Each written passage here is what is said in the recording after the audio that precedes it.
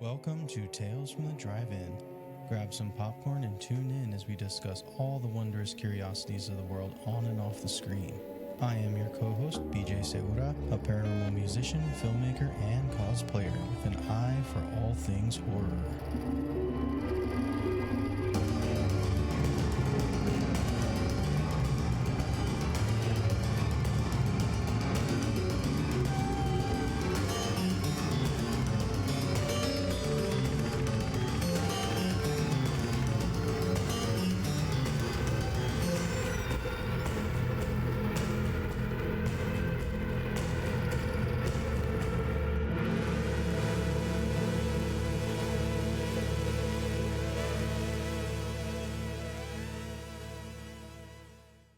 All right, welcome. How's it going, Gilbert? Doing well. How are you?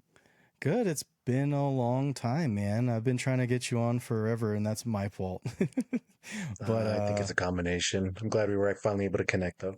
yeah, we've there's been a lot going on in our lives and just everything, right? Because I guess the first time I met you was just on Facebook Marketplace, right? Just Yeah. doing some you're doing some 3D printing stuff, and I was trying to buy some of that stuff, and did and then commissioned you to do some things with for me, right? Maybe hmm we could just start there. I mean, basically, you made a, what was it, a thing hand first, right? Yeah. Yep. Thing Hand from the Wednesday Netflix series. Yep. And then that thing's awesome. And then you made, oh, I don't know where I put it. Oh, well, this guy for me. So it's Yeah. the I love it. Jason X, right? Yep. And With some slight modifications. with some modifications, yeah, like it was attacked by the alien from Aliens, right? And hmm yeah, that thing's awesome. I actually only got to wear it once. I wore it on at just Fan Expo in Denver, hmm and I was so mad. Like, it came off and then it fell, and the top of the part like broke off on Oh some guy's no. foot. The Oh guy, my goodness. he's like, oh my god, he's like, ouch. I'm like, oh no, I'm so sorry. Like, he was fine and everything, but I think he was just Yeah. annoyed. I'm like, sorry, man, it just fell off. Yeah. Let's reconnect and I'll get that taken care of. We'll get it all put back together. But I mean, it's awesome. Like, that the mask is amazing. And I had a chest burster like attached to my chest, and then I had it to where you could just, it was like velcroed on, so where if you hit it, it'll just fall off. So I had Jason's, you know, his Yeah. machete or whatever. But yeah, it was a lot of fun. Um, but yeah, so you've been doing some 3D printing for a while now, huh? Yeah, so I got into the hobby probably, I don't know, 4 or 5-ish years ago, and it was still fairly early in the 3D printing game.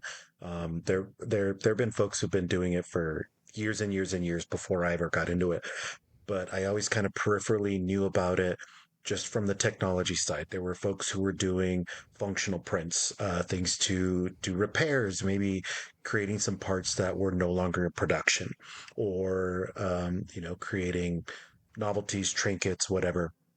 That the 3D printing game runs a whole gamut. And for me, what got me into it was I have a ton of support at home from my wife, who knows that I can sometimes fixate on hobbies and like things that I want to do, and like this is my current obsession. And when I mentioned it, I showed her a couple of reels, online. She said, "Go for it, invest in yourself and invest in something that's going to make you happy." And fortunately, getting into the hobby at that point was a small enough hurdle where it was like a couple $100, an Amazon purchase, and like 2 or 3 days later, I had my first 3D printer. And from the get go, I used it as a way to bond with my son, who is also, he can be sometimes obsessive about topics like his dad, and we both have a love for comics and superheroes and pop culture, right? And when we got it, we started making props and wearable items.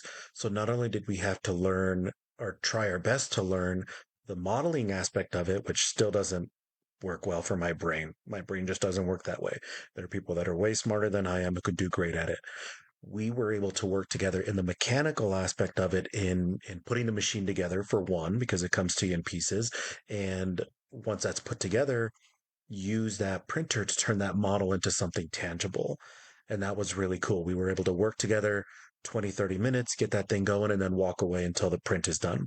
And then once it's done, you have the finishing and the post process stuff, which he's got varying levels of interest in, but I love that stuff. So we were able to get into it that way. And that's been the last couple 4 or 5 years. Like, I get my obsession, and there was a moment after one of the Avengers movies came out where I really wanted a life size Stormbreaker hammer, which is Thor's hammer axe combo unit from Avengers Infinity War. And now I have one. It's, a week, 2 weeks worth of printing, and then much longer than 2 weeks worth of post processing. And now I have this thing that, to me, a couple of weeks before that was just something I had seen on screen. That's awesome. I have a friend who is really big into is get starting to get into the 3D printing. Is It's like an addiction, right? Like you start doing things and you're like, wow, I can make basically anything I want, right? Like Yeah, I can. absolutely. And the printers are getting so advanced now. You can play around with different material types, and those material types have benefits to them based on temperature, based on strength. There are some 3D printers that have metal incorporated into the material that you're using to print, and they're fully functional stuff. I had another buddy of mine who has a custom race car, and it's like an old Honda Civic that he turned into like a drag race car. And he, was playing around with his dashboard and had multiple different bezels, a head unit, or whatever else he had in there. And we sat down together, spent, an hour looking over this design and the layout and taking measurements. And then a week later, I was able to print for him this heat resistant bezel for his dash. Definitely not something he would have been able to find anywhere online. You're not going to go to eBay and find something like that, but we were able to do it. And now he has this thing that didn't exist before. That's so cool. Yeah, like, and that's the thing. I mean, it's kind of like it's oh man, like it's you can do whatever you want, but also it's like what are you working on or what are you interested in, right? Like at the time with it, whether it be friends or Yeah. family or whatever, right? Yeah, what's your passion? What's your love? Right now, I'll have to send you some photos later on when I can, but my goal right now is to make as close to a life-size Tyrannosaurus Rex skull as I can. It's going to be a multi-day, multi-part print, and it's just going to be a decor piece. Imagine walking Wow. into the Natural History Museum and you look up at that big giant T-Rex and you say, "I want that in my basement. I want that in my man cave." And I'm doing that right now. It's going to take me, a few weeks, a few months to ultimately finish it up, but I'm going to have that. How do you wow, that's insane. I mean, it's awesome, but also insane. Like how big, what are the dimensions of a T-Rex like skull? So I went smaller. I had to take into consideration the space that it was going to be in. So it's going to be in Sure. my basement, which is my man cave. And I have the top of the head to the bottom of the top teeth measured out at about 33 inches, because 34 inches wide is that doorway. So if I Oh. ever do want to take it out of the basement, I don't have to break it into a million pieces to take the thing out of there. I can just rotate it onto its side, and then he comes out nose first. I say he, but we'll probably end up having to come up with a name once it's all put together and we meet it. Right. But it'll be pretty big, and there are folks online, or not online, but in the community who have done the actual real and full size uh, uh, full fossil, head to toe, nose to Jeez. tail, full size fossil in their homes. And that's the beautiful thing about it. There are folks who are just making random decor pieces, fidget toys, to these full size, life size decor stuff. Now, why a T-Rex? I mean, I would love that, but why Yeah. specifically for you guys? The recognizability of it. So that's like, you look at that thing and you're like, cool. No explanation needed. You see it, you know what it is. And part of it is also an homage to my family in that like each I've got four kids. To introduce myself, I got four children, and each of them has a different personality, different preferences, different things are happening in pulp culture and the world as they're coming into the different stages of their lives. And one of the things that was a big pop culture thing as my daughter was really starting to get into movies and appreciating that kind of stuff was the Jurassic Park movies or the Mm. Jurassic World movies. So we saw the first Jurassic World movie. She thought it was great. She thought it was cool. So she saw that one first before seeing any of the earlier ones. And Oh. we jumped back into the first one like a week after seeing Jurassic World, and it was like mind blowing for her. I could see this look on her face the way I had it in 1994 in the movie theater watching it for the first time. And that was a lot of fun. So, just kind of browsing through different models and files and coming across that thing. It was the right thing at the right time. It just hit. Now, what color are you gonna go with? Does it matter or? So when it comes to the material, it comes in a whole bunch of colors, a whole bunch of variations and shades. There's glow in the dark, there's multicolor, and the material we're talking about is referred to as filament. Filament, it looks like fishing line on a fishing reel, right? And you can find your or make your print in whatever color you find online. However, the material, the filament is sandable, paintable in most cases, and that's what I'm going to end up doing to it. So I'm printing it all in whatever color I happen to have laying around. Most of it's going to be white to start with, but I'll be able to sand it. It's going to be huge. I think that the top part of the skull alone is going to be 20 different pieces that I'll all have to adhere together, fill in the gaps with, Bondo body filler and this other type of material, and then sand it, prime it, and paint it. And I want it to look like we just dug it out of the ground. We just dug this thing out of the ground. It's still got some crud. It's still got some dirt and dust and rock in there. And I put it in my basement. That's amazing. That's Jeez. And when I think about it, I'm like 20 pieces or however many pieces it's gonna be. Like thinking it's just about the teeth, right? It's like because it's like I see maybe part of the jaw with a couple of teeth, and then you have another part that you have to kind of put Yeah. So together. luckily and fortunately, there's again people smarter than me in this community where they oftentimes can have those models broken down in a printer friendly version for you, or there is software out in the world, both free and paid options that will do the cutting for you and disassembly because 3D printers come in all shapes and sizes. My Right. original printer was roughly 9 inches wide, 9 inches deep, and about 11 inches tall on the build space. My second printer, which is I still have both of them. My second printer is about 16 inches wide, 16 deep, and about 18 tall. So different options, and that bigger one, even as large as it is, it's still going to be 20 different pieces that are just about maxing out that space. Dang. That's And so I was cool. able to cut it up in a way that I'm not going to be, slicing off the tip of any tooth or, Right. cutting a tooth vertically down the middle of it. I'm already having a hard time with, not a hard time, but, you already struggle with the printing, the priming, the painting.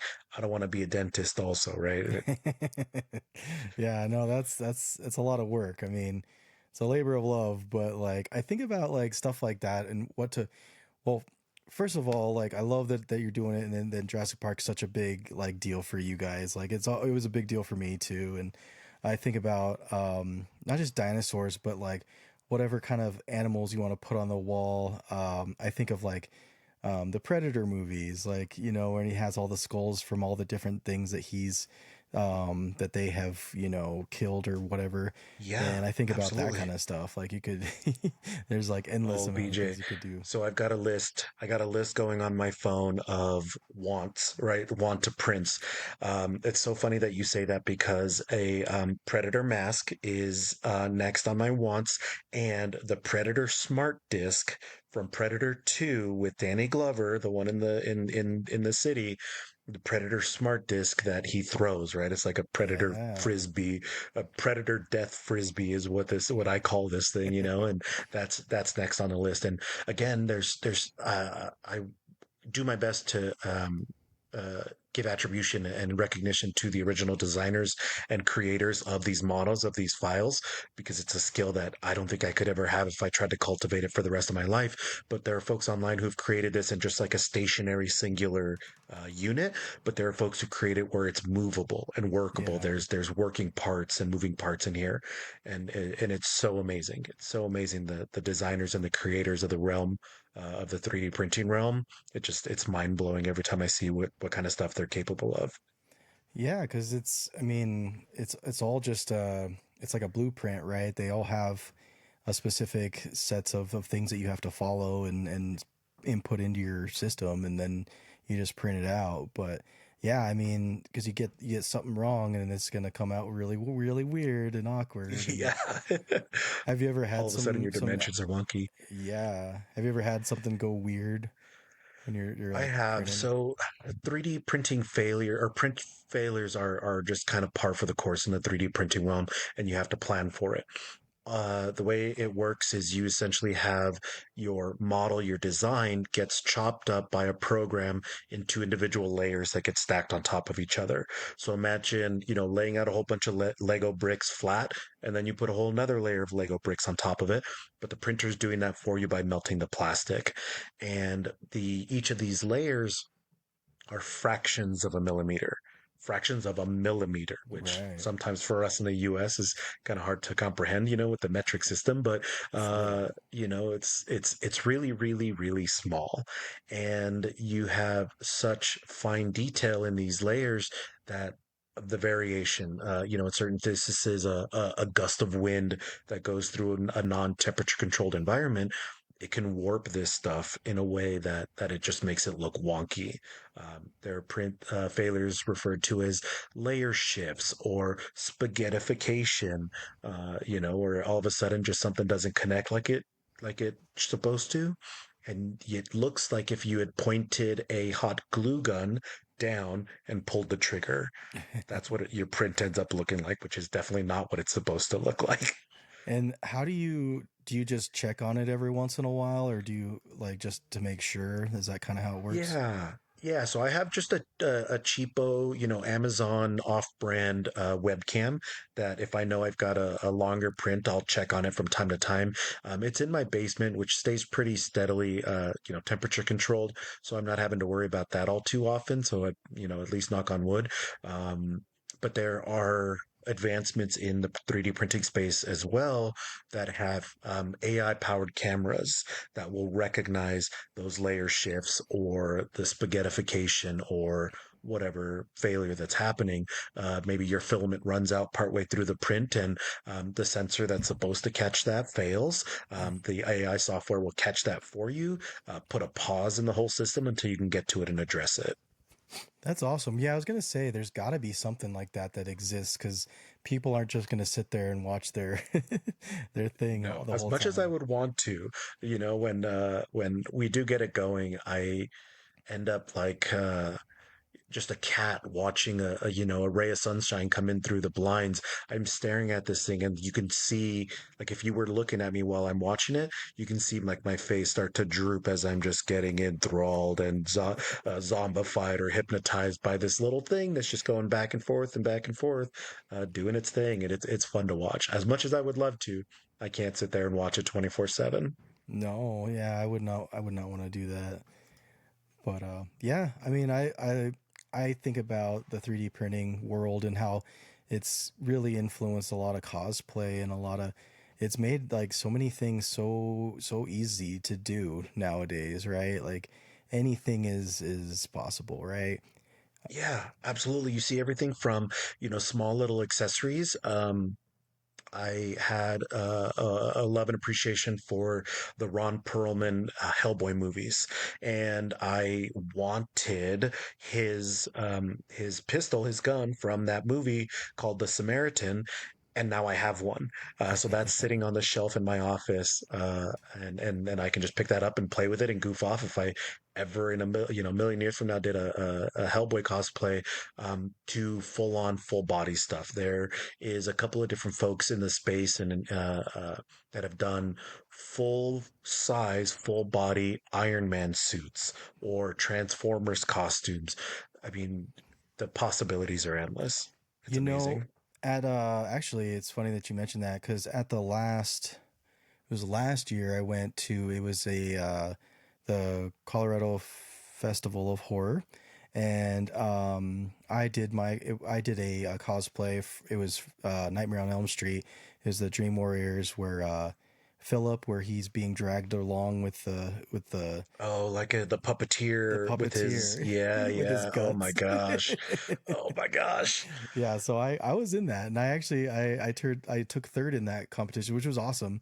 But the guy who Cool. won it it was an Optimus Prime, and like it was amazing. Like he Yeah.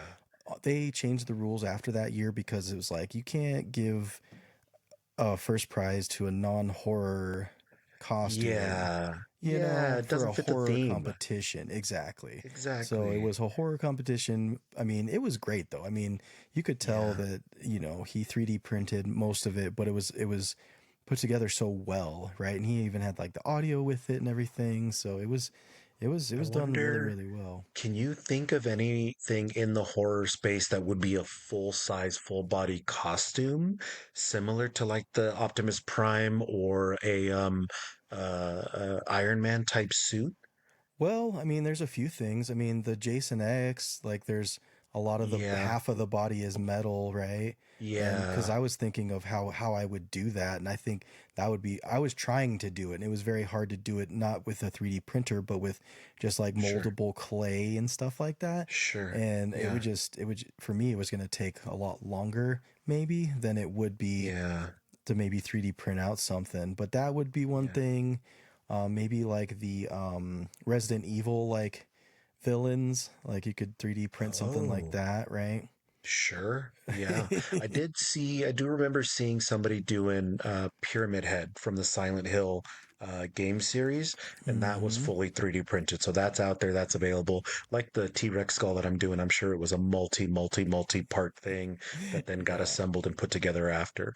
But Oh that would be yeah. fun to do a full body, because you could have that on display. Yeah, wear it to your con, wear it to your event, but then you've got this thing in your home or on display wherever. I just realized the one thing I know that I want that's a full body, Mhm. exactly what you're talking about. So, aliens, Oh, the mechs, the like this is wrong, but I always call it the forklift suit yes. that Ripley wears. The get away from her, you bitch, Yes. suit. That would Yes. be cool. Wouldn't that be That would be really amazing? cool. Because I I'd know have to people look that. make them, but like, I Yeah, don't know if I don't know if they've been 3D printed. I know people use like PVC pipes and all that kind of stuff, right? Like kind of more sure. homemade. But if you can Yeah, do a combination of that with the 3D printing, I think that would be amazing. that'd be so cool. Yeah. That'd be so cool.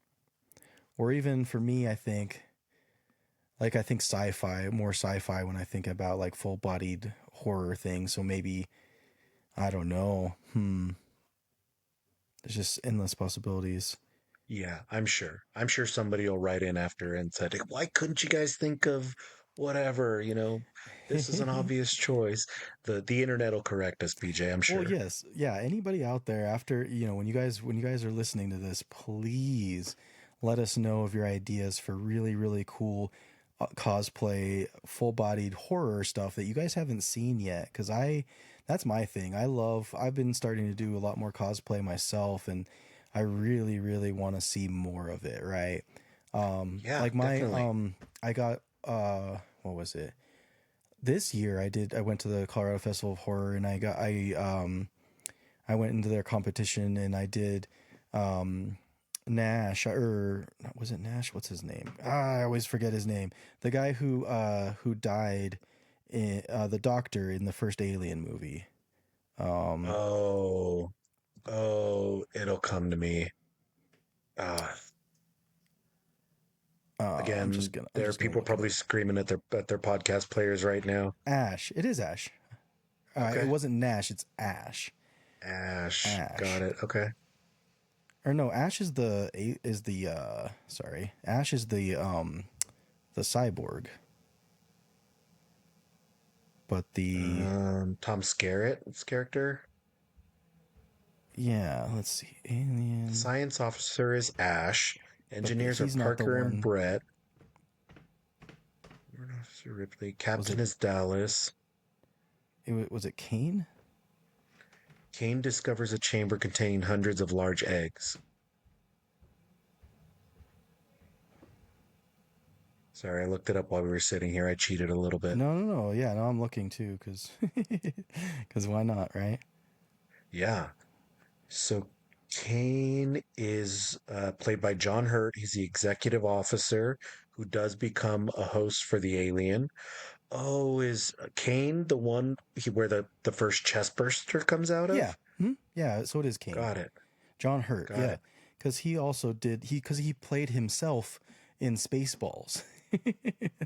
Oh, funny. I Cuz forget about that. yes, so and I should know this cuz I did the cosplay and I am just Sure. behind on That's my stuff. okay. But anyway, so John Hurt, I played him as himself in Spaceballs. So I had his whole white getup with the patches and stuff on, and then I had the chest burster, but I did it from Spaceballs. So I made him a little hat, and I had the alien was 3D. The chest burster was 3D printed itself, and it Yeah. had a little GoPro mount, and I just put him on there, and so that way he won't go anywhere. Cool. And then I Yeah. used a little like saw to cut off the jaw, and then I put a little Yeah. hinge to make it so he could like sing. Uh, And That's then amazing. I made That's amazing. out of like it was like Halloween those like little Halloween skeletons. So I Hmm. just took one of those and I just took I sawed off the bottom half, and then I molded legs, and then I had Yeah. them so I could make the legs go up and down and dance. And Oh, cool. Ah, yeah. I so mean, yeah, so creativity on that. That's great, man. it was That's great. great. It was a lot of fun, and that kind of that's the thing. I love that kind of stuff because again, it made it possible with just a 3D printed thing that I bought online, and I just painted myself. I just bought it, Yeah. just with the GoPro mount, and then I just painted it up, and then I just added tweaks and things to it, and just made it my Yeah. own. So That's awesome. I like the availability of that kind of stuff too, because, yes, I have a 3D printer. You and I have a connection, but there are people out there who do this as a full-time job sometimes. And there are folks who have, their Etsy shops or whatever avenue they're going through to make this stuff and turn around and sell it. And then someone like you can pick it on up and, make your cosplay out of it. That's really cool. yeah, I mean that might be something to look into. Just making your own Etsy shop with just. I don't know. Do you have an Etsy shop? I don't. And it's been suggested time and time again, just like with anything, I think creativity wise, when somebody has something like that, there's the suggestion or the recommendation to do something like that. But I really enjoy doing it. I find a peace and a zen in doing the work and then the post processing, right? I get to exercise parts of my brain that I don't normally get to in my day to day and in my day job. And when I'm doing this and I have this finished final product, I don't keep track of the amount of time that goes into it. I, roughly, loosely keep track of the materials. And what I don't want to end up doing is turning my hobby into a hustle. I still want Yeah, to enjoy it. I still want to appreciate it. And if somebody can benefit from it afterwards, great. I will tell you, BJ, I've given away more items that I've 3D printed than I've ever sold by a long shot. By a long shot, because if I make this thing and I appreciated it and the process going up to it, but then I'm done with it, which happens. It unfortunately, then someone else can appreciate it. yeah. No, that's great. I love that. I think that's something that's unique to you. I mean, it's It's really awesome. I mean, you gave me three extra masks on top of the Yeah. one, that you commissioned, and that thing, and those are great. Like, I really appreciate, you went above and beyond for me, and I'm sure you do that like with everybody, which is really, really cool.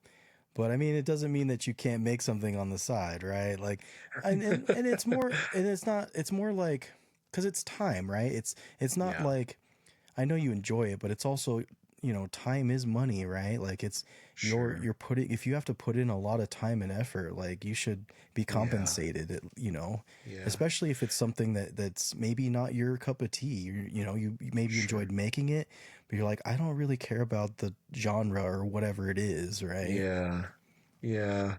Yeah, I can see that too. And for anybody who hasn't seen it, I gave you the masks of Lock, Shock, and Barrel from the Nightmare Before Christmas movie, and it was something that I made as a Christmas gift for a family member. And as I was putting these together, I thought, oh, you came into my mind actually, BJ. I was like, BJ would think these are cool. BJ would like these. So I made extra ones. I already had the process going and I was already, full deep into it. And it's something that I, gave to you as a token of hoping you appreciate it. And I'm sure if I put the effort in, I could probably sell them for, you know, s- I'd like to think that this stuff is worth whatever somebody will pay for it. Oh Right. yeah, oh So yeah, it's when somebody says, how much would such and such cost? I said, well, how much would you pay for it? Well, I'd right. give you $10 is different than I'd pay you $500 for one of these masks, which never in a million years, but you know, it's still fun. I still like to enjoy it. I still want to appreciate it. I forgot to tell you, I did modify one of those masks. Yeah. Good. so What'd you uh do? so there was a haunted, so like the 13th floor, in Hmm. Denver there's the 13th floor haunted house. Yeah. They do it on Halloween, but they also do it for Christmas, and they also do it for like Valentine's Day. Oh, no way. I didn't Yeah, know and that. so yeah, and so I went with a friend. We did the winter one. It was like Krampus kind of Okay. thing, and Whoa. it was because it was we went on Friday the 13th because it was Friday the 13th in December, and I turned Beryl into a Jason mask. Oh, cool. So yeah, so it's like the white, but then I put all the holes in it for like the Jason mask, Sure. and then put Awesome. the red and everything, and Yeah, that little red swoop on his forehead.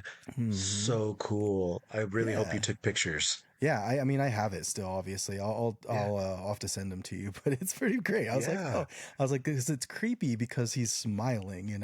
That Yeah. adds a little bit of something.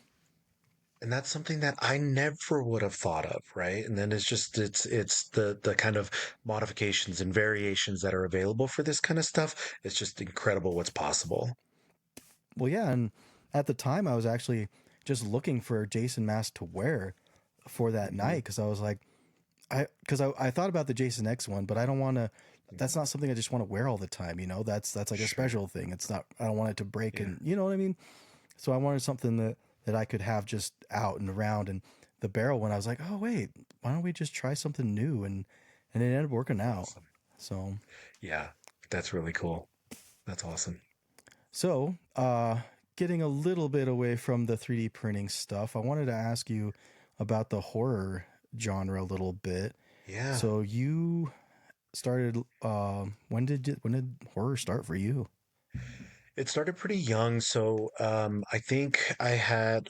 I'm a child of the '80s and '90s. I was born in '85, and I was really lucky and really fortunate that my mom raised us as a single parent, and my mom had a trust in me that, she's like, okay, go do your thing. I trust you to watch stuff that it's fine for you to watch,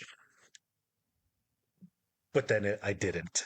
I strayed just a little bit. So probably earlier than I should have. I got into shows on TV like Are You Afraid of the Dark on Nickelodeon, which I still can hear that intro in my head. If anyone's ever watched it, you know what I'm talking about.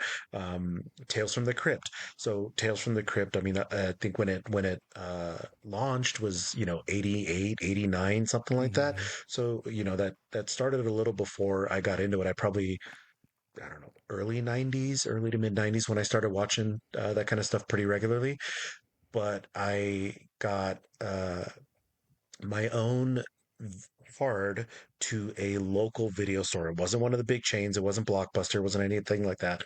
But we had a local video store near where I grew up, and I had my own card with my name on it. And my mom's Yeah. like, "Cool. If you got a couple of bucks in your drawer, some stuff left over from chores or whatever, do your thing. Go ahead and just make sure you return it on time." And this was like, it was like Candyland walking into this video store, and it was endless possibilities, endless worlds you could jump into. And what drew me, and I remember this vividly. I remember walking in, it was like a Friday afternoon, and I remember vividly the cover for the movie Pumpkinhead. I think it Yes. was Lance Henriksen who was the star of that, and the iconic cover is Pumpkinhead, the titular creature, who's got his arm up, and the dimensions and the proportions and what Pumpkinhead's skin looks like was just so visceral, like it was so cool. It just boom hit me, and then I watched the movie for those of you who can't see me, I watched the movie through between two fingers, right? I had my eyes covered, but peeking through my own hand, and that feeling after it was over, like, oh, everything's fine. Like, yeah, it was scary. Yeah, it was, that there were some terrifying moments, but here I am. I'm still in my bedroom, and everything's okay. Let's try it again. So then on to the next one, on to the next one, and then I think shortly after that I saw, and I did these out of order. So there's the Evil Dead movie series with Bruce Campbell. And the first of those movies that I saw was Army of Darkness. Nice. And Army of Darkness is the slapsticky, comedic, one out of those three movies that have now spawned remakes and a TV series and all of that stuff. But back then it was just those three movies. And I saw Army of Darkness first, and I laughed my preteen butt off at all of the stupid slapsticky jokes in it. And it was horror adjacent enough where I'm like, oh, cool. There's these goblins and these creatures, and that thing that flies, and the evil version of Ash and his mirrored version. It was fascinating. So I'm like, boom, that's it. That's my jam. Give it to me. I want more. And then I think I grew up in a time where there was a lot of innovation happening around that era, where the 80s had its slashers and it had its big three, and there was some carryover from those guys too, but there was some stuff that was just right up my alley, right? It was just right up Main Street for me. When I Know What You Did Last Summer came out, when Scream first came out, and eventually movies like um Urban Legend, and all of these movies that just clicked for me when I watched them. And I think now, with the amount of content available out in the world, there's no way to ever hit the end of that. You couldn't hit the end of that mine. Like, No. it's going to be evergreen, and there are people that are brand new in the space, and even still now innovating what feels like a million years later. But yeah. Yeah, no, I with horror, that's the thing that's great about horror is that there's so much. There's endless amounts of content, whether it be TV or film. It's just and across decades. There's just so much Hmm. there, and I'm of similar age to you, so it was the same story for me, right? And I miss that. I miss going. And my store was Hastings, so Hastings Okay. was a store in northern Colorado that. Yeah, it was really cool because it was a little bit different than Blockbuster. I think Hastings was it was movie based first, but then they had a big music section and a big kind of random Okay. like not like pop culture like stuff. You could buy some merch, right? Sure. But it was cool. I love just you just walk down the aisles and just seeing all the different the artwork, right? The artwork, it sells you on a lot of those things. Pumpkinhead being one of them, and Yeah. the practical effects in that movie. You can't just, I don't know, like it was just way ahead of its time, and it was so well done. It wasn't just some guy in a suit. They made it so it was Hmm. so creepy, and you could be convinced that it was real. Like you could have nightmares, right? Yeah. Yeah. Um, but yeah, like it was for me, like the Nightmare on Elm Street movies, the art in there, those were all the same artists, and Hmm. so you just keep coming back for more. And and obviously I'm a big fan of Nightmare on Elm Street. I actually I'm gonna make you jealous for a second. Uh-oh. Um, What did you have? so at the what was it? No, it was at what was it at? It was at Rocky Mountain Nightmares. Okay. I went to there and I got this. So What? this is a script from the original Nightmare on Elm Street movie, and it's signed by Heather. So I Awesome. got to meet Heather, and I got a picture with her and all the things, and Oh, that's when that's I was super dressed up cool. as Philip for the third one, Yeah. and she was amazing. She was just so Oh, cool. that's great. But yeah, man, I mean, I wish we still had a version of that, like the blockbuster kind of Yeah. thing. And I think it would Yeah. And be I a feel big bad. hit. Like I feel like I saw Yeah. actually online, there was this dad, there was like a crawl space that the Uh-huh. dad like turned into like a little walkway, and then it was Video literally, rental store. it was a rental store, had a TV in the Oh, corner, cool. and then the kids just Yeah. they just picked up the thing, and then they could go and watch something. Oh, that's cool.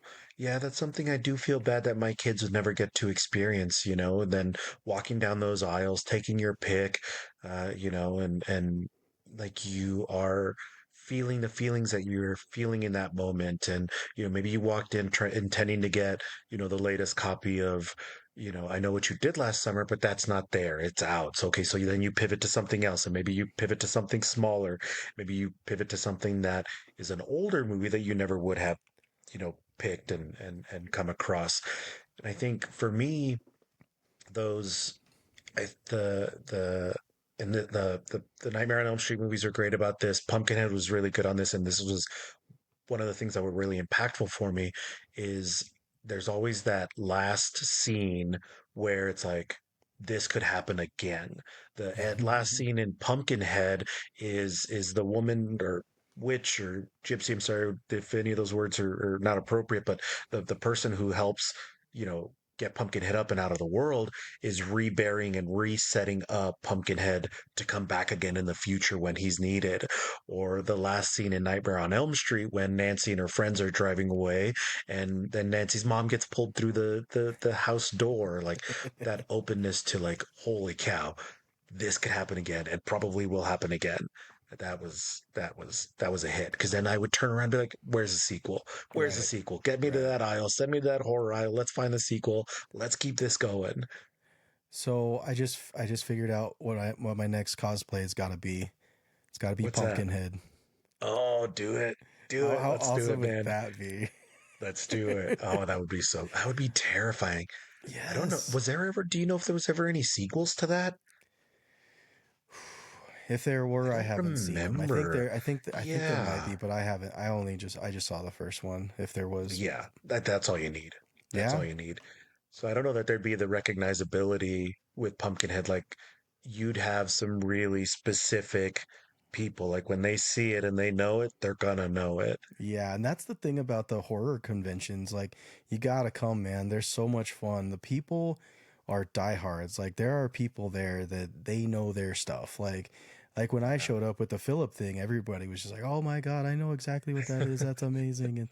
And and if you go to a different one, like regular like Comic Con or like Fan Expo, it's a very different Sure. vibe. I mean, you'll still Yeah. see people but Fan Expo, I feel like it's more, the Marvel, the anime, that Mhm. kind of stuff. It's a Yeah. less, and video games. It's a lot less Yeah. horror. And then, but with the horror stuff, You get, yeah, everybody basically knows. Like it's Yeah, they're just so knowledgeable about all of the things, and I'm sure that's true with every genre of everything that pop culture exists. sure. But for guys Yeah, like us, like you see people there that are the same. You see people that are just yeah. like us. You're just like, oh man, like this is our jam, and it's kind of our place to reminisce. Yeah, and you mentioned the conventions that happen here.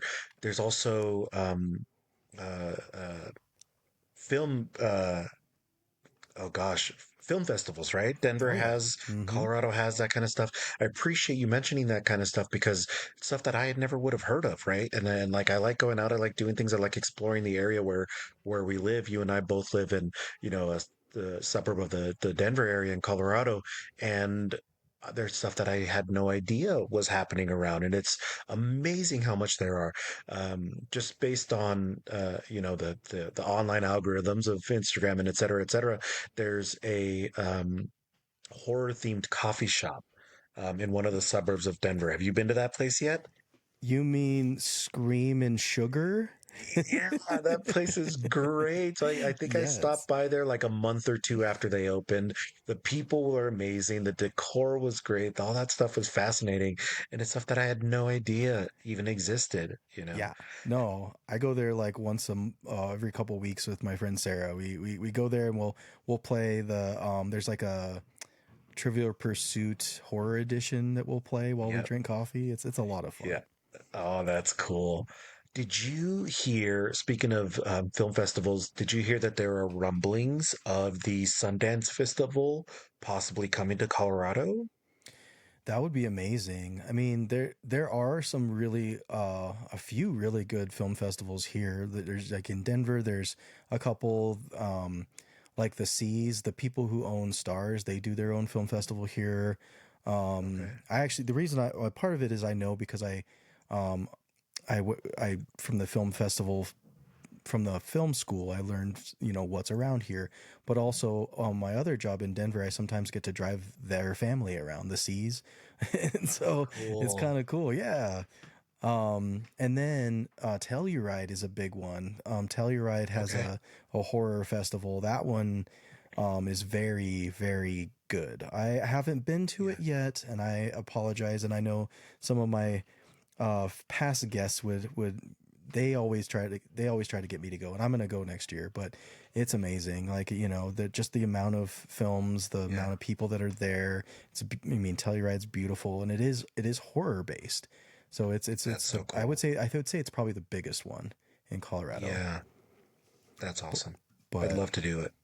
yeah, because I mean those that Telluride and that other one, they're more of the film festival, not as much as the con, right? So it's more about the Hmm. films, not as much about the dressing up. The Colorado Yeah. Festival of Horror, the Rocky Mountain Nightmares, and then they actually had a new one here this year called Mad Monster that came in, and this was Okay. their first year, and they brought. I actually volunteered for all three of them this year, but Yeah. they brought in Elvira, they brought Oh, in cool. Robert England. I got to meet Freddie, so That's amazing. yeah, Wow. BJ, I'm so jealous. it So was jealous. cool. Yeah, I feel like those are the folks that when you get to meet them, if you even have an appreciation for that kind of stuff, meeting them in real life, like you just hear or see, interviews or hear from people like yourself who've met them in person to meet these folks in real life. And they're like, one, they're real people, but two, they're so nice, yeah. so friendly, so welcoming. And, and that's something I'd love to meet somebody. Well, and Uh, that's the cool thing about the horror festivals is that a lot of it's much different than Fan Expo, because Fan Expo you got to pay like $60 to even just meet them, right? Like usually at the horror ones, a lot of times, I mean, it depends on how big they are and all that kind of stuff, but like you yeah. can just walk right up to their table and talk to them, right? Like, Yeah. yeah, so I mean, yeah, Elvira, she had her own table. Like Robert England had his own table, but it was like in a different room. But yeah, I mean, they do the panels. You can go, ask them questions and get pictures with them, all that kind of good stuff. And yeah, it Yeah. was pretty amazing. And they do a good job. Like Mad Monster, they for their first time ever coming to Denver. They did a really good job putting on a good show and you know making everybody happy. And they drew a lot of people in. I mean, you know, you bring a few big stars in, they're the horror people are gonna come out. So, Yeah, awesome. That's so cool. but yeah, let's see a couple different things. So one other thing, we have just about probably like 10 more minutes maybe Sure. left. I wanted to get into the paranormal a little bit with you. So I saw on, I think you go to, you went to Scotland, right? Or did you go to Ireland? I did. So we were lucky enough that my wife and I got to visit three countries in the UK this past year. My wife and I have been married for 15 years, but when we got married, we never got a chance to take a honeymoon. So here we were 15 years in. We were a little more able than we were back on day one. So we decided to do that. And we both just have a love and appreciation for the area, the history. There were parts of these countries where, they've got buildings and then heck, some of them have, trees that are older than our country, right, in the Yeah, US. And we got to go to Edinburgh, Scotland. Actually, we started in London, excuse me. So London, then Edinburgh, Scotland, and then Dublin, Ireland. that's amazing. So, how long were you in each? So we went and we did 4 days in each of those countries. Okay. Um,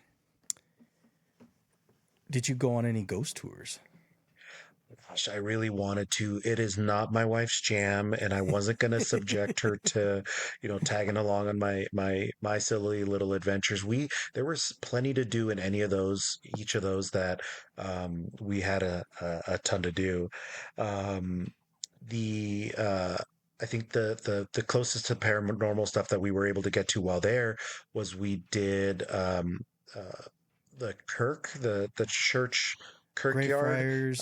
in Yeah. thank you, Greyfriars. Yep, Greyfriars in Edinburgh, and that was a great time. That was really cool. Hello, Shakira. How's it going? No, I'm sorry How for, Kira? being so late. Paris traffic is a nightmare. Never leave here. Hi, Gilbert. Sorry to interrupt. Nice to meet you. Nice to meet you as well. Thank you. Yeah, we're just getting into the paranormal stuff. We covered some Great. horror stuff. We covered um, some 3D printing stuff because Gilbert does a lot of 3D printing stuff, and Yeah, so I get yeah, that. we Hmm. so it's been a lot of fun. So paranormal stuff like Shakira, do you have any new paranormal experiences since last time we talked? Not since last time, but I heard a lot of them. So yeah, from the one I tell about in my childhood and even like recently, no, nothing new. But I, yeah, I'm just like constantly, when I meet someone new, and I feel comfortable with the person, or I can talk about this subject, I usually ask them if they have experienced anything paranormal or I don't know, a bit mystic or something like that. So I love that because no matter where the person is coming from or their age or, you know, their beliefs, if they're religious or not, almost every person be like, yeah, maybe there is this moment where something happened and I don't know how to explain it. Yeah. Well, yeah, Gilbert, didn't you have an experience? I think you sent what is it, the asylum in West Virginia? Yeah, so in West Virginia in the US, there's an area, not an area, but there's a town called Weston, West Virginia, and there's a um uh, this is still the name for it, and this happened, early on, but it's called the Trans Allegheny Lunatic Asylum, and this place is it's historic. I couldn't even tell you how old it is. I mean, it's old. And place does paranormal tours. They do, the standard historical stuff if you're not into it. But they do paranormal tours, they do flashlight tours, and I was fortunate enough to be able to do one of those on a recent trip, and there was an area that was described by our tour guide as being one of the more hotspot areas for paranormal activity. And there are folks who leave um, kind of offerings kind of to the spirits that are rumored to still dwell in these facilities. And you'd leave a pack of gum or a cigarette on the windowsill as you're offering to these spirits as they go by. So I was doing that. I was alone in one of these rooms that is essentially seems like a jail. The folks that were, suffering from mental illness during that time were locked up in these rooms as, just leave them there and out of sight, out of mind until they're gone. And so I walk into this room to go put my piece of gum on the um, windowsill, and as I'm walking through the room, there was a specific floorboard or a series of them that you step on it, it makes a certain creak, and then the next one, and then you get past that area, and everything's fine. So I walk through. I heard these creaks, put my stuff down, and then as I'm walking out of the room, so I walk away out of the perimeter, and as I'm walking out of the room, those same creaks happened behind me with no one else in the room. So I paused and I waited for whatever was next. Luckily, unfortunately, nothing happened, and I just said quickly out loud, "Thank you. I'm sorry." I tried to say my respectful goodbyes to whomever or whatever was in that room, and shuffled along to catch back up to my tour group. But that it was a pretty freaky moment. Um, Yeah. I would love to have the full name of this place, Gilbert. So yeah, Yeah, send it. I yeah, would love to check absolutely. and learn more about it. I have it. Yeah, I don't there's know some how to really neat. pronounce it. It's like trans Algany. So Yeah. Allegheny, Allagheny Asylum. So Trans Allegheny Asylum in West Yeah. Virginia. Okay. But I Yeah. can send it to you. But yeah, Yeah. it's it's I don't so my thing, like I've been doing a lot of more paranormal investigations, and I have yet to go to an asylum. I'm a little hesitant to go to an asylum because when I do a paranormal investigation, I'm not going on a tour.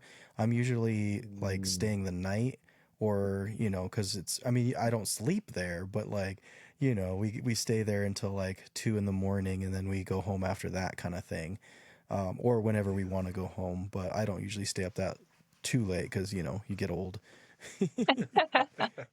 Like, Yeah. Vidya, you're supposed to wait at least till 3 a.m. because this is the hour Yeah. where The that witching hour. happened. Yeah. Yeah.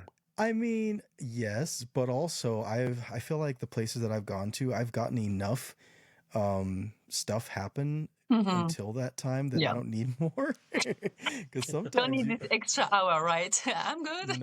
no, because sometimes you get scared, or you get Yeah. something bad vibes, and you're like, Mhm. I don't know if I want to stay here till 3 or 4 a.m. Yeah, I mean, especially, I mean, the 3 hour AM thing is, I mean, it's an association. I mean, it's associated to the devil hour because it's the opposite of 3 p.m. when Jesus Christ was crucified. So it's not like, I mean, it has this symbolism of being the devil hour. So I don't know what kind of spirit you will attract starting from this hour. So maybe you are living, in fact, in the right time. Maybe, yeah, because I don't know, like there are those theories that like whatever you give out is kind of what you bring in, so your vibration, right?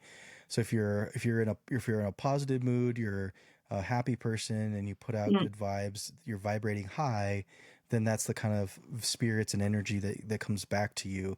But if you're very sad, depressed, scared, and all, you know the bad spirits or whatever may come and Yeah. say hello. They'll either And feed on it or see it as an invitation, maybe. mhm. Or maybe they And just have, that's a message for their closed ones who are not like open to receive this message, and they will just reach to the first person they see or they can connect to.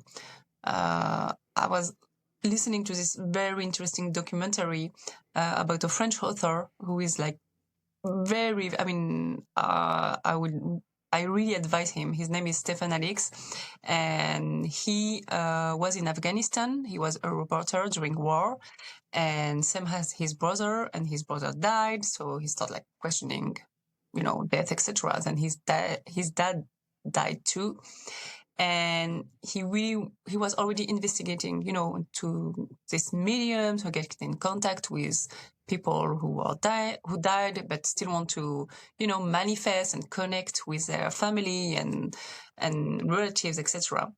So he did an experience. He put 5 objects in the coffin, in his father's coffin, but like objects that were linked with his relationship with his father. His father was loved to paint, so he put like a brush, stuff like this. But he was alone when he did that. He was the last one to see his father. And then he went to 6 different medium who was already checked to have a serious reputation and not to be like just, some random person pretending to have some powers. Anyway, he was just showing a picture of his dad, saying nothing. Not that he's dead, not that he's dead, nothing. And the medium in front of him used to be like, he's screaming some stuff as me or telling me some stuff, but it's weird. I'm seeing and they were describing sometimes very close to the object. Sometimes it was just, a hint or two, but almost all of them were finding at least 3 of the object or 6 of them. So then he questioned this medium and then was asking them, how do you get this information? He was like, sometimes it's just friendly. It's just like, it can be a letter, it can be a full name, it can be, a clue. And sometimes it's not in a nice way. They are screaming, they are reivindicating something, they are saying sorry because they didn't die in peace. So I feel like there is also what do you carry with you when you die. If you have a lot of regret, a lot of pain, a lot of suffering, or sometimes, when a person is dying suddenly from an accident or when the person was not prepared, most of the medium was said that they don't know they are dead. So they're just trying to understand what happened to them. So, and it was like frightening and very interesting because sometimes I would say, they just like, showing me a lot of blood and scream around them. And then the person in front of them will say, yeah, they died in a car accident and there were a crowd around them, etc. So I don't know the difference between, if you only get what you are, spreading or how your mood is and what the spirit or the entity is trying to tell you or to show you. So it's a lot more complicated, is Yeah. what you're saying. I feel like there is no answer to that. Yeah. So it would be something that maybe it is a positive spirit or something, but the way they, like you said, the way they're communicating, the way they want to talk to you, there's a lot more to the story. And because maybe some people who aren't used to making contact, they just get scared and run away, right? They misinterpret something as, oh, it's evil, but no, it wasn't evil. They were just trying to get through to you because you were not listening, so yeah, most of them were telling that it happened when they were a kid first or teenager, and they refuse it because it was so scary, because adults around them were telling them it's just your imagination or you are lying, or so they were just like shutting down. But then it kept happening and happening until they accepted. Said, okay, I have no choice. I'm this canal, I'm this way of, I don't know, spreading some messages or stuff like that. Gilbert, what kind of if you were to run into a ghost or a spirit, how would you like to be like, would you like, because there's many ways they can make themselves aware, right? That you're there. Like you could see them, you could hear them, you can smell them sometimes.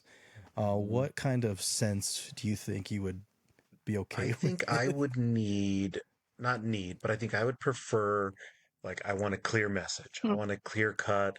If there's steam on the bathroom mirror, start writing, start drawing. Start sending that message that way. If there's nothing else around for you to draw into, just start speaking right into my ear. I think I am a serial optimist where I worry about that type of paranormal interaction because oftentimes when people go, or not oftentimes, but I like to think that when people go and they're at peace, they just move on to whatever that Mm. next phase is. We're Catholic. I am Catholic. My family's Catholic. So we like to think if somebody dies in peace and in grace, they are on to heaven and they were on to the kingdom of God. But if somebody's not there, that something's off, Yeah. something's not right, something's not great. And for someone to stick around in the mortal plane, not being mortal anymore, that's scary. It's a little scary to me.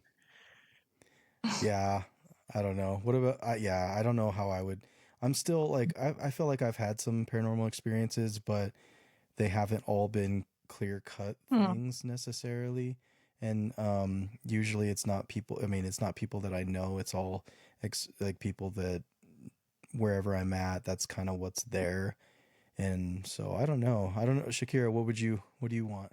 Or what I how would you I think first I make the difference between spirits that were previously people who died and spirits who are just spirits from the beginning. Mm, Um, I always have these debates because when I speak about paranormal stuff, people sometimes say, for me, a spirit or a ghost is someone who lived and then died. But I'm yeah, religious what's too. left of a person. Yeah, for me, there is also spirits that always been spirits, period. Wow. And so I think I don't want to hear them because this will be too scary. I mean, to always live in fear that something can whisper to your ears or scream even worse. Yeah. I think I would prefer clear message like you, Gilbert, but not to see them. But like, for example, if I ask a question, just, see an object moving for left Hmm. or no, right for yes, Hmm. something like that, but not see them, just see the magic that I can do. And I don't want to feel them and smell. I don't know. I know that usually it's associated to a bad smell. When the house is haunted, there are always people are always testifying that it started with a very weird and bad smell, like an old smell. Hmm. Um, so yeah, I think seeing some stuff moving or things like that will be the less traumatic way. Yeah, I think for man, I think for me, because my brother has heard things say his name, and I think I don't think I would like that. I don't think I would like Oh, something that I'm not familiar with, just straight up being like, BJ, what's up? Or I'm like, what is going on here? yeah. But yeah, I mean, I like that what you said about the, spirits are not always dead, or maybe they were not always alive. Maybe they were spirits all along, right? Like, and some people would call them angels. Maybe Mm-hmm. some people call them different names for different things, right? Like, because I believe that there are entities out there for Exactly. sure that aren't just dead human beings, like past people who have died, right? And whether or not we it's hard for us. Can we tell the difference?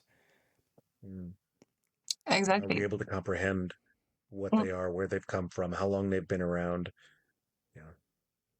Yeah, I mean, in my culture and religion, I mean, they are like having their own world, but they can, but shouldn't interact with our, and we shouldn't interact with theirs. Mm. And in Morocco, we have a lot of witchcraft, and it's a very serious matter. And those witches, or how do you say witch, but for men, is it the same thing? Warlock. Yeah. Well, let's say witches. Anyway, Yeah. you can go to them not only to know your future, but even to plan something bad for someone, for example, or if you want, I don't know, classic things like I want my husband back, or I don't know, I want my enemy to, I don't know, not be successful or something like that. And they pay like a very high price. And then the witch do this witchcraft, and usually with hair of the person or a picture or something like that. And often in cemeteries, they find, the witchcraft. And Mm. for us, I mean, in our culture and religion, they made like a kind of a pact with these devilish entities, and they help them to achieve that. And in return, that Wow. gives them something. So it's like one of the most evil thing you can do. It's like really a sin, but still, people are still doing it because it's like very profitable. And a lot of people are paying for that. And there were also a lot of scandals, like even in France, in the football national team, there was a scandal about one of the players that have paid for witchcraft against Mbappe. And it was To, something to give him an national. edge. Yeah. Wow. Did And, it work? well, no, obviously. But He then a needs to lot get of, his money back. yeah, I don't think so. And his career was done because it was very serious. And Right. it was like openly spoken in television. And some people said, well, you don't realize a lot of politicians go to see and to seek help from this witch. Mm. It's a real business. And Yeah. Wow. yeah, apparently they make a pact with this devilish entity and they ask for their help. And I'm sure they are giving them something. And of course, we don't know all the details, but I'm sure they are doing a lot of bad things and sacrifices and stuff like that. Then, if it's working or not, it's another debate. But I'm sure there are entities that are not people at all. They were just entities, and same as us, they choose to be good or bad. I think that's part of the one of the scary things about that to me is that there's stuff beyond our control, right? Just Yeah. because, you have these folks with these abilities or this connection Mm, to this other realm, this other, set or level of energy or powers or whatever to be able to have influence in some way, mm. to that, I think that loss of control or ability to sway it would be a little scary. Yeah, because there's all kinds of things that when you mess with that kind of stuff, Mm. what if the entity decides to be like, nah, like I don't want, I mean, you can pay me, but I'm still gonna, Ask I'll for help more and you. more. Yes, but Hmm. you have to keep coming back. Yeah. Like there's no end to this. Like Yeah. it's like working for the mob or something, right? Like Mm. I've been watching a TV show called Ozark, right? I don't know if you've ever seen it, Mhm. but Mhm. it's crazy. It's a crazy show, but basically like once you get in with these bad Yeah. people, like it's not like you can just walk away. Hmm. And Right. think about it within the spiritual realm, like it's Yeah. probably worse. I mean, like maybe. Yeah. And do you want that kind of smoke? Do you want that kind of attention, right? Yeah. For Then something that I you can do don't. yourself. we heard a lot of stories, about some people playing Ouija board, and then it's turned Mhm. terrible, and they can't get rid of it. I mean, no, you can just like open a communication, open something with them, and then be like, okay, I had enough fun, or I'm scared now, so thank you, goodbye. Well, that's the Yeah. thing, and we talked about this on my other podcast, where Ouija boards, they're no, they're more than a tool because with the Ouija boards, you're actually inviting a spirit to Mm, use your body to do something, and that's different than recording it on an audio track or something, right? Because that's yeah, and so that's why a lot of people are like, no, we're never gonna use, like, we'll have one for like display, but that's it. Like we're not gonna use it, right? No. Stay So away. good. Stay away. Well, Gilbert, I had just well, one more question because then we got to get going on this to finish this episode because it's been flying by. Do you have anything that you're want to plug or anything you want to have Yeah, people look out sure. for? Yeah, folks can follow me on Instagram if they want. I try to post stuff on there just about what's going on with my life. It's Gil.Rodriguez, Rodriguez with no vowels in it. So it's pretty easy.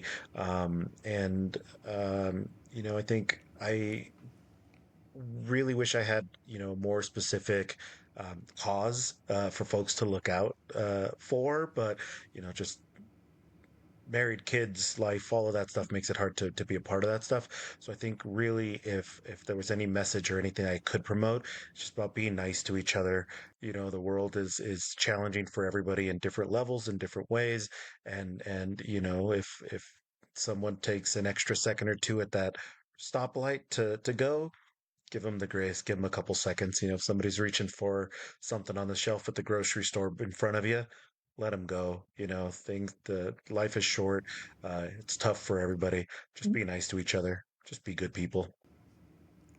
Yeah, thank you. I agree with that Mhm. 100%. Especially on the roads. Like I teach driver's ed, and just people are way too crazy these days. Just have patience, and just Yeah, be kind, and just everybody's be got to go kind. somewhere. Everybody's got to be somewhere at some point, and just take It's your only time. lasting And few seconds. I mean, even if what's that? someone is doing something stupid on the road, it's lasting few seconds. It doesn't matter. There's no need to put Right. any bad energy on it. Yep. There's enough of that. We don't need Yeah. to put it out there. No. And what we can do instead is watch all the bad things in horror movies, Yeah, right? And we don't. yeah. And listening to your podcast, BJ. Yes, exactly. Do you guys have any last thoughts or any recommendations for horror movies that people need to watch? I have one. I'll go first. Let you guys think for a Please. second, and then we'll finish up. But so last night I don't know why this movie keeps coming up, but 13 Ghosts. So it was like a Great one. 2000 something movie. But I just watched it. It's been probably like maybe 10 years since I saw it last, and yeah, it's a pretty great one. I highly recommend everybody go back and rewatch it.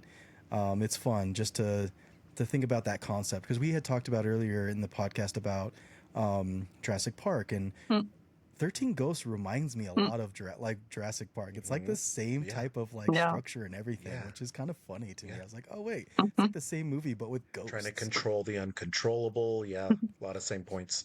Hmm. What about you I guys? think for me, so I have different levels of horror and thriller and mystery stuff that comes across my way because I've got um, multiple kids in varying ages, and we're trying to get them all into different things. But I got to watch something recently with my older kids called Thanksgiving. It's a fairly recent one. It's by Eli Roth, and it Mm. was great. The ending was not what we expected it to be. The action and the gore and stuff leading up to that big final scene was great and really appreciative. And it was really neat, really neat. That's a fun one to watch. It's on Netflix in the US at the moment, and it's a good one. Okay, so let's stay with Elith Roth. I would say Green Inferno. It's not paranormal, but it's still a very good one.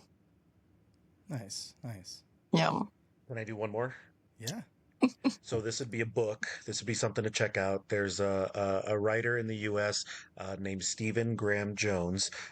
He's of American Indian, so he's native descent, and he's got a book, a couple. He's got several different series, but one called "The Only Good Indians." And it's got some twists in there that are really amazing, really well written.